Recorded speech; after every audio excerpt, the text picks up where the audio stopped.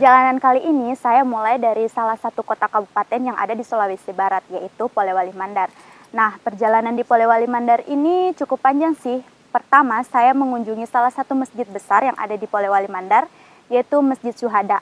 Nah, di sini saya cukup tertarik dengan ornamen yang ada.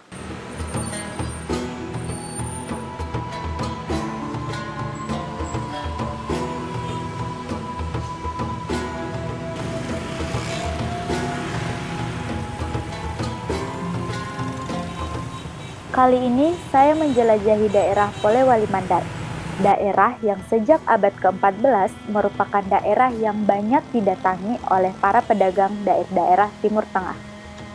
Pada abad ke-17, seorang waliullah bernama Syekh Abdurrahim Kamiluddin yang kemudian menyebarkan Islam di tanah Mandar. Kemudian dilanjutkan oleh ulama yang juga merupakan pendatang dari beberapa daerah barat di Nusantara ini.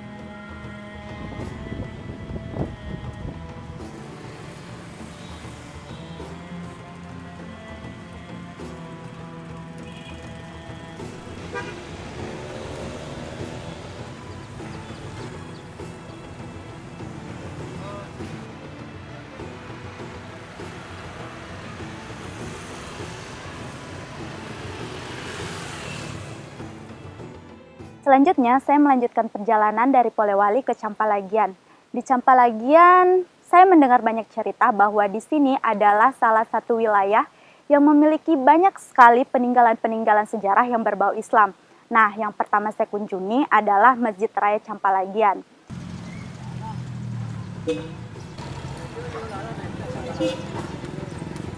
Sejak dahulu, di wilayah Campalagian ini memiliki warga yang cukup padat, sehingga masjid yang ada tidak hanya satu, tetapi ada beberapa masjid yang nilai sejarahnya dikenal di wilayah Sulawesi Barat.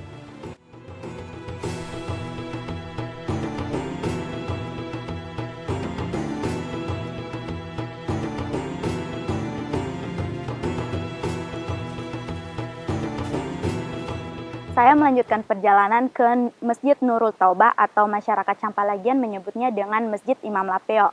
Masjid Imam Lapeo ini adalah salah satu masjid yang memiliki banyak sekali sejarah Islam di tanah Mandar.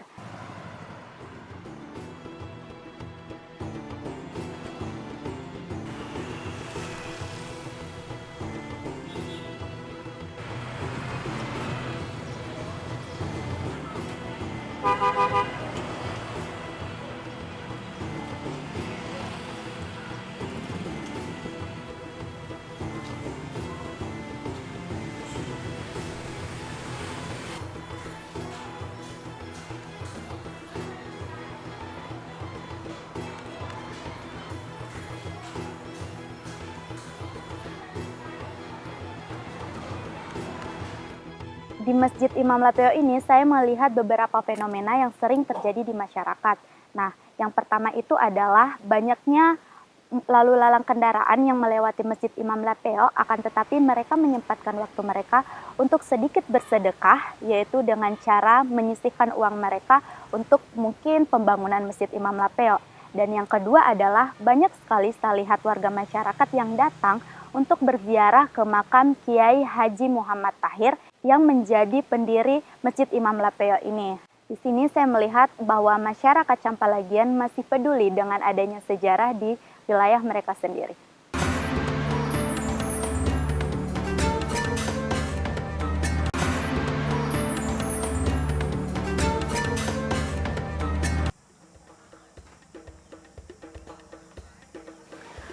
Wilayah Polewali Mandar. Menurut Lontara atau sumber sejarah tulis orang Mandar menyebutkan bahwa di Mandar ini telah berdiri sebuah masjid di wilayah pegunungan yang disebut Lambanan. Masjid ini konon didirikan oleh Syekh Abdurrahim Kamiluddin, dan beberapa sumber juga menyatakan bahwa masjid ini didirikan oleh seorang guru yang bergelar Anangguru Malolo yang menyebarkan Islam di daerah Lambanan. Setelah dari daerah Campalagian, saya melanjutkan perjalanan ke salah satu daerah pegunungan, yaitu daerah Lambanan. Nah, konon katanya di daerah ini ada masjid tua peninggalan Islam yang pertama kali didirikan di Tanah Mandar. Masjid ini didirikan pada abad ke-17 oleh salah seorang ulama yang menyebarkan agama Islam di daerah ini. Ketika saya melihat kondisi Masjid Lambanan yang bersejarah ini, saya cukup sedih karena kondisi bangunan yang sangat memprihatinkan.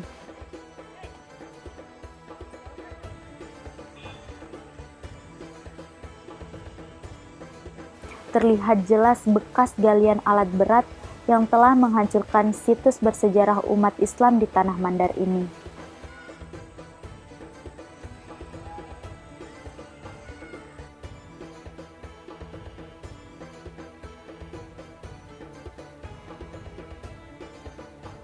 Setelah melihat kondisi Masjid Lambanan, selanjutnya saya melanjutkan perjalanan ke masjid yang merupakan masjid pengganti dari masjid tua di Lambanan. Setelah saya melihat-lihat masjid pengganti dari masjid tua Lambanan ini, tidak lama kemudian saya bertemu dengan kepala desa Lambanan. Nah, pertemuan saya ini tentunya tidak saya sia-siakan.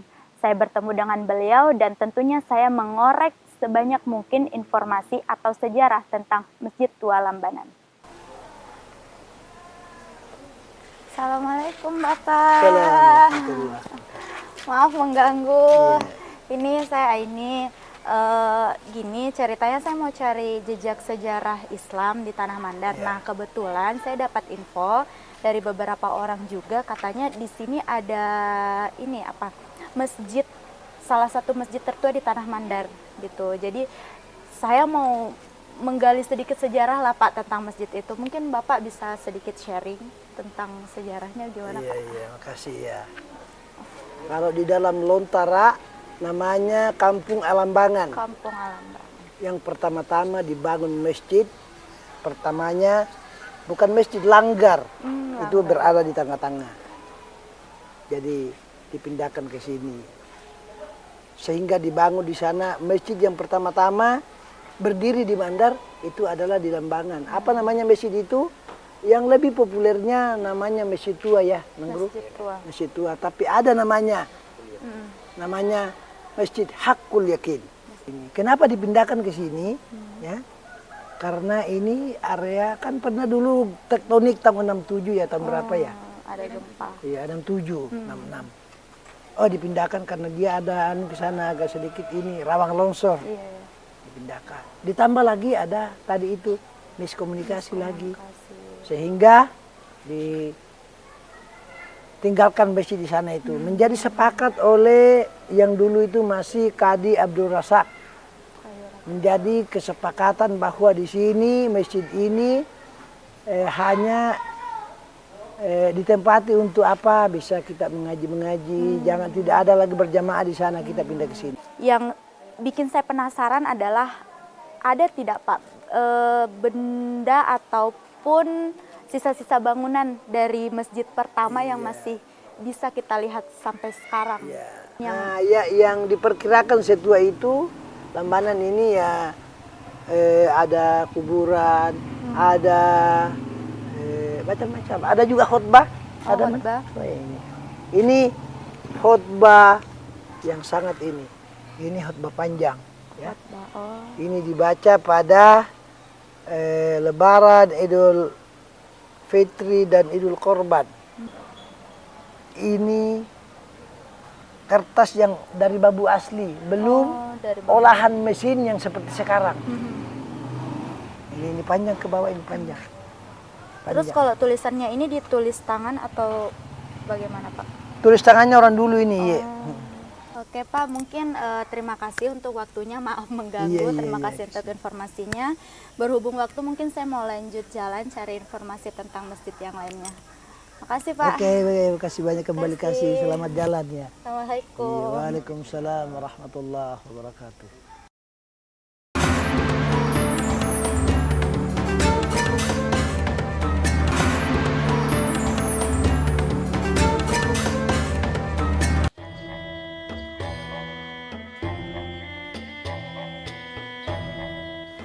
Setelah meninggalkan Bukit Lambanan, saya kemudian melanjutkan perjalanan di Desa Tanga-Tanga. Menurut cerita masyarakat, bahwa masjid bersejarah lainnya terdapat di daerah ini. Dan benar saja, sebuah daerah di Kecamatan Tinambung, tepatnya di Desa Tanga-Tanga, terdapat satu masjid bersejarah. Masjid yang dulunya ada pada zaman Kerajaan Balanipa ini menjadi mercusuar peradaban Islam di Tanah Mandar. Di perjalanan, saya melihat sebuah tulisan tua di gerbang salah satu masjid, dan ketika saya melihatnya, saya merasa kagum bahwa masjid ini adalah salah satu masjid yang menjadi peninggalan sejarah Kerajaan Balanipa di Tanah Mandar. Masjid kerajaan ini dulunya dibangun dengan menggunakan beberapa bagian dari Masjid Tua Lambanan. Setelah saya melihat-lihat dari luar, akhirnya saya memutuskan untuk masuk ke dalam masjid ini. Setelah saya memasuki ruangan masjid ini, saya menjumpai seorang bapak yang tengah asyik membersihkan ruangan masjid. Setelah saya menyapa beliau, akhirnya saya mengutarakan maksud dan tujuan saya datang ke Masjid Balanipa ini. Ini kan salah satu masjid yang bersejarah, dan bahkan dalam sejarah itu bahwa disinilah awalul Islam, artinya awal-awal daripada penyebaran Islam. Nah, memang pada dasarnya masjid ini ada di Desa Lambanan. Nah, tapi karena ada periodisasi pemerintahan, akhirnya terjadilah kesepakatan bahwa masjid yang ada di Lambanan itu ditempatkan di sini karena di sini adalah sentral pemerintahan Kerajaan Balanipa. Nah, jadi konon sejarahnya memang disinilah para raja pada saat itu dilantik. Setiap dari hari raya Idul Fitri itu. Ya. Nah, kalau saya lihat Pak, ini kan bangunan masjidnya mungkin sudah ada renovasi. Nah, kenapa sih alasannya direnovasi gitu? Itu sesungguhnya berdasarkan dari kebijakan pemerintah, karena di bawah ini katakan masyarakat itu menginginkan ada perluasan. Karena memang awalnya ini kan sempit, karena ini kan jamaah di sini ya agak lumayan. Itu ketika misalnya sholat Jumat, bahkan ada yang di luar sholat, bahkan apalagi kalau di hari raya itu tidak muat ini. Nah, kalau memang itu direnovasi, nah jadi motif aslinya itu kita kembalikan pada masjid ini bahwa masih dikatakan sebagai masjid bersejarah seperti itu. Nah, kalau dinamakan bahwa ini adalah masjid kerajaan, memang awalnya di sini ada dinding yang melambangkan bahwa itu istana seperti itu. Nah, jadi ada 4 sudut ini, ini di dinding melambangkan istana. Nah, jadi kalau rajanya misalnya, jadi pengawalnya atau prajuritnya itu di luar daripada dinding ini, tidak masuk dalam ruangan ini pada saat itu. Nah, jadi ini juga ada terkait dengan ajaran Islam yang ada di sini. Sebagaimana dalam ulama tasawuf itu dinamakan bahwa 4 dinding ini diimplementasikan atau dijewantahkan dalam ajaran Islam, yaitu syariat, ada tarikat, ada hakikat, dan ada ma'rifat. Nah, pun juga di atas itu kubah, ada yang di kubah, yang kalau kita di luar, nah ada kan tiang di atas, melambangkan itu adalah tauhid atau ma'rifat. Nah, jadi di bawahnya ini syariat, tarikat, hakikat, sampai pada ma'rifat itu. Nah, itulah simbol-simbol ajaran Islam. Nah, kalau saya lihat Pak, ini kan tempat mimbarnya. Apakah sejak zaman dahulu mimbarnya sudah jadi seperti ini atau sudah ada perubahan lagi? sebenarnya ini kan ini sudah apa namanya yang terbaru ini, Pak, ini yang terbaru, tetap mengacu kepada ajaran Islam itu tadi. Berarti ada 4 tangga. Nah ini Iya, ada 1, 2, 4 3, 4. Nah itu tadi lambangnya ajaran Islam itu sendiri. Terus cara memindahkannya Pak, kan jaraknya cukup jauh. Bahwa itu hanya sekedar simbolik yang dipindahkan ke sini. Meskipun bahan dari masjid yang ada di Balambanang itu ada secara fisik dipindahkan sebagian ke sini. Nah, ya. Nah Pak, ini yang jadi penasaran buat saya, sebenarnya masih ada nggak sih bahan asli dari masjid ini? Nah, kalau kita ingin mencari bahan aslinya itu Pak, itu ini kan sudah lama sekali, bahkan ratusan tahun kan itu pemindahan masjid dari Lambanang ke sini. Jadi terjadi juga kemarin di sini apa namanya fenomena alam, ada istilahnya mandarnya itu dalam lembut taluk, kalau istilah sekarangnya kan tsunami, pernah di sini. Nah, jadi bahan-bahan yang dianggap sebagai bersejarah itu ya mungkin sudah hanyut di bawah air atau ya, jadi tidak ada secara otentik yang kita bisa buktikan secara fisik. Nah, persoalan itu lamanya seperti itu ya, waktu yang sudah lama seperti itu. Ada juga sebagai ini kalau kita pakai hatib ini tongkat, nah itu. Nah, sebenarnya ini merupakan juga tongkat asli. Ini asli. dari ini ada aslinya ini tongkat asli. Ini Ini bangunan kayaknya bangunan kedua setelah dari bangunan lama yang ada di kemarin masih jauh ke sana waktu belum ada abrasi pantai. Nah, ini salah satu ini. Jadi bisa dibilang ini yang masih tertinggal. Masih tertinggal ini ya, dan ada juga di gerbang ini. Iya. Nah, itu juga salah satu apa namanya pada saat setelah dilakukan rehabilitasi. Nah, ya. Oke, mungkin terima kasih banyak untuk informasi yang telah Bapak berikan. Ini sangat bermanfaat buat saya. Mungkin saya mau lanjut ke masjid-masjid lainnya. Terima kasih Bapak untuk waktunya. Assalamualaikum. Assalamualaikum warahmatullahi.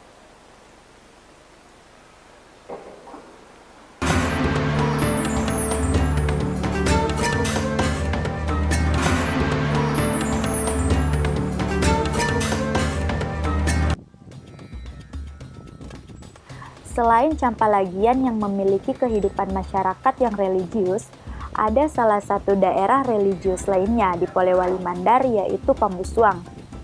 Riwayat sejarah Islam yang besar di kampung ini membuat Pambusuang menjadi salah satu sentra penghasil ulama di Polewali Mandar.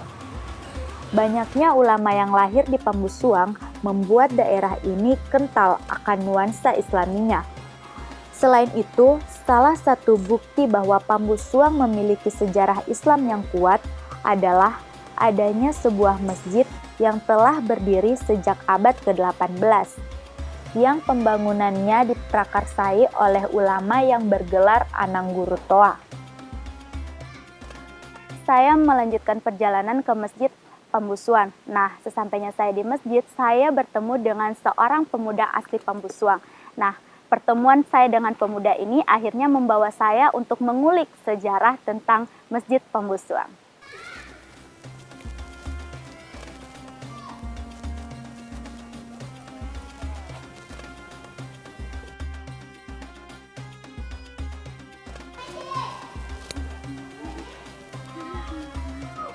Ada yang bisa bantu, Dek? Halo Kak, ini benar Masjid Pambusuang? Oh ya, ini masjid bersejarah di... Oh iya, boleh kenalan dulu? Ya, saya buruan. ini, oh iya. Gini Kak, saya jalan-jalan di sekitaran Polewali, mau cari sejarah-sejarah tentang masjid, dan katanya ini salah satu masjid yang bersejarah. Mungkin Kakak bisa sedikit ceritakan tentang masjid ini? Oh ya, lebih tepatnya mungkin saya bisa antar ke narasumber yang lebih tahu Oh, jadi ada yang lebih tahu ya? Iya, ada. Oh, boleh mungkin jauh dari sini Kak? Ya, bisa jalan-jalan ke sana. Oh ya, kita jalannya? Ya. Ya, mari.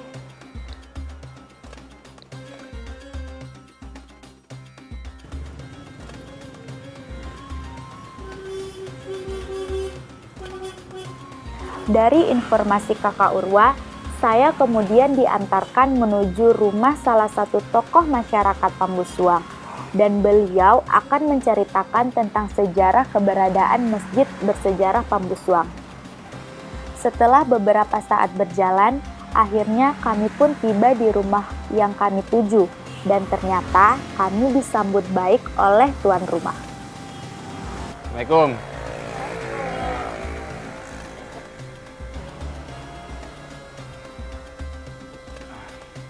Ini kita sudah berada di rumah Bapak. Ya. Ini salah satu orang tua yang bisa menceritakan sedikit sejarah tentang sejarah Masjid At-Taqwa Pambusuang yang merupakan ada hubungannya dengan masjid tertua dari Lambanan, Tangga-Tangga sampai di Pambusuang. Ini Masjid Jami Pambusuang yang mendirikan pertama kali itu siapa? Waktu masih pertama kali menurut dia cerita dari nenek,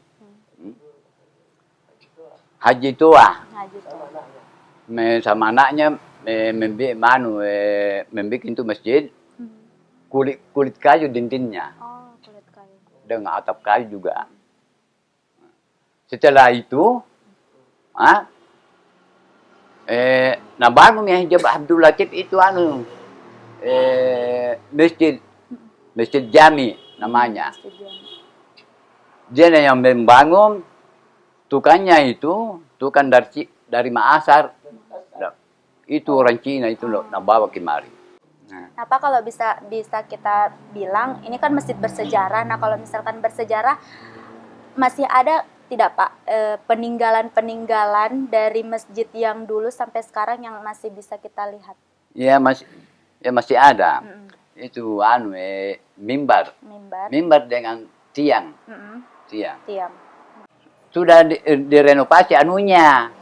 Itu bawahnya kaki-kakinya itu. Ya kan, kakinya. Kan itu kakinya yang dulu ada anunya itu bunga-bunganya itu di situ. Terus kalau mimbarnya sendiri Pak, bagaimana? Mimbarnya tidak bisa dianu. Andi malah nasalei. Dua orang, dua tahu lawan na marasani. Yung mate lo tahu dua. Tapi masa ini lo pula mana mate. Jadi marakit mite tahu lo mandok-mandok do masal-sale lo mimbaro. Mungkin terima kasih untuk waktunya, terima kasih untuk penjelasannya. Maaf mengganggu. Mungkin saya sama Kak Urwa mau pamit. Terima kasih sudah dijelaskan tentang sejarah Masjid Pambusuang. Mari Pak. Ya. Ibu. Waalaikumsalam. Waalaikumsalam. Akhirnya, Kak, ngomong-ngomong makasih untuk waktunya, makasih sudah diantar ke Bapak yang tahu sejarah tentang Masjid Pambusuang. Maaf mengganggu waktunya, Kak. Gak apa-apa, ini dengan senang hati bisa mengantar adek jalan-jalan di Desa Pambusuang. Nanti lain kali kalau kesini diantarin lagi ya. Iya, dengan senang hati. Ya udah, kita mungkin berpisah di sini. Iya. Makasih Kak, pamit. Assalamualaikum. Salam. Dari perjalanan saya kali ini, saya bisa mengambil kesimpulan bahwa kita sebagai masyarakat Polewali Mandar harus tahu dan ikut membangun serta melestarikan sejarah yang ada di wilayah kita sendiri. Karena sesungguhnya bangsa yang besar adalah bangsa yang tidak pernah melupakan sejarahnya.